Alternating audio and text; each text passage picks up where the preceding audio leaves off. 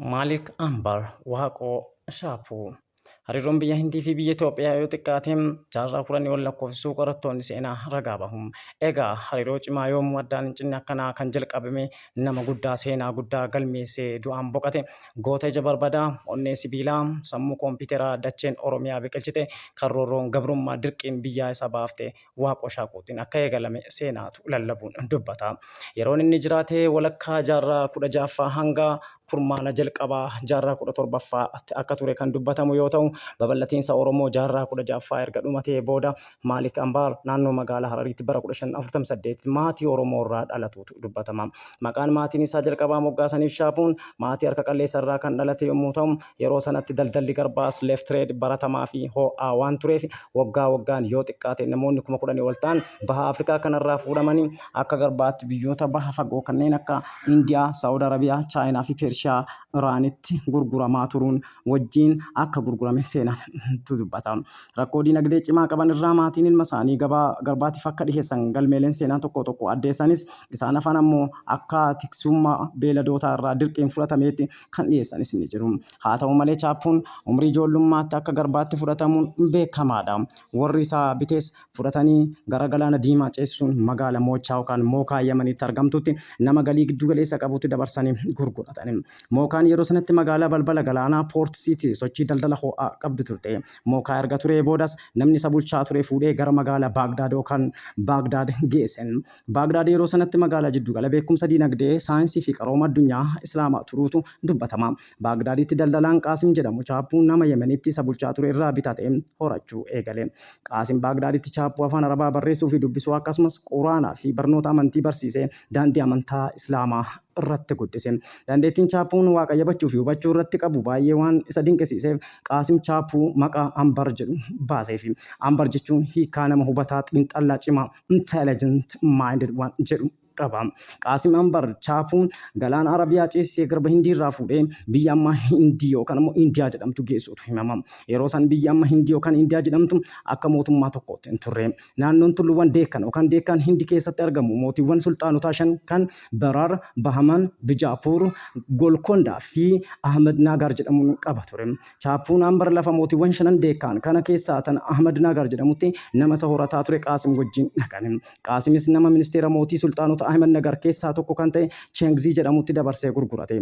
Mootiiwwan sulxaanotaa Deekkan 5 kun bara san kan gara kibbaatiin impaayera Mugul irraa yaaliin weerara cimaa deddeebiin isaan mudataa turuutu dubbatama. Akkasumas ofii isaaniitii wal mo'atanii wal bulchuuf lola adda addaa walirratti godhaa turan. Lola aangoo fudhachuuf godhame keessaa tokko irratti horatan haaraa Ambar ministeerri sulxaanota Ahmed Nagar keessaa tokko kan ture Chengziin bara 1576tti dhiyachiifaman. Kana hordofee Ambar yookaan Chaappuun garba ta'uurraa gara nama bilisaatti dhufe.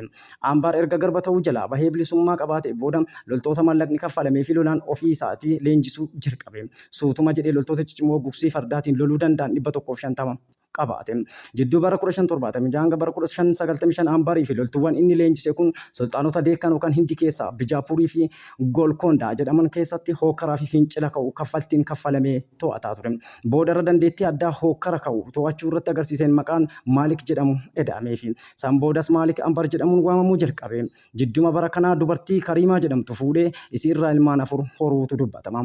Bara 1595 impaayera Moogul sulxaanota Deekkan keessaa kan inni itti jalqaba dhaqe sulxaanota Ahmed Nagar weeraraan qabachuuf waraana jalqabe.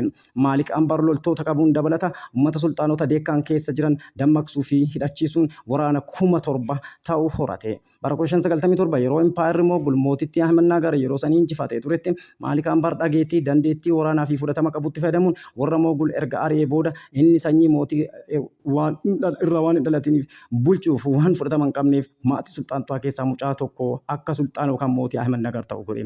Mucaa mootii akka ta'u godhee kanattis mucayyoo isaa itti heerumsiise. Achi haala kanaanis miseensa maatii sulxaanotaa ta'ee mucaan akka sulxaaniitti yookaan mootiitti aangoorra haa ta'u malee murteewwan siyaasaaf dinagdee murteessoo kan dabarsuu fi ajaju Maalik Ambar ture. Bara 1605tti Maalik Ambar mootota 5 Deekkan tokkoomsuun waraana cimaa loltuuwwan 50,000 qabu erga horate booda impaayera jabaa yeroo sanii Moogul impaayera lafa Deekkan isaan qabatan irraa ari'uun bilisa baasuu danda'e. Erga isaan ari'ee booda magaalaa bareedduu yeroo sanii Kirki yookaan Kuhulaadabaad jedhamtu ijaare. Magaalaan tunis masara mootummaa babbareedoo ta'an iddoowwan bashannanaa fi fincaa adda addaatiin akkasumas sochii dinagdee ho'aan guddataa dhufuun jiraattonni 200,000 ol horatuu danda'eera. Maalik Ambar magaalittitti ujummoo sarara bishaanii diriirsuun magaalaa jireenyaa fi gaarii fi filatamtuu akka taatus godhuutu dubbatama. Bara 1610 mucaan inni akka mootiitti irra kaa'e mucattii isaa itti heerumsiisee ture sun sakkoo badee intala biraa fuudhee intala fuudhe san wajjin jaartii isaa tan duraa intala Maalik Ambar san diinumfachuutu dubbatama.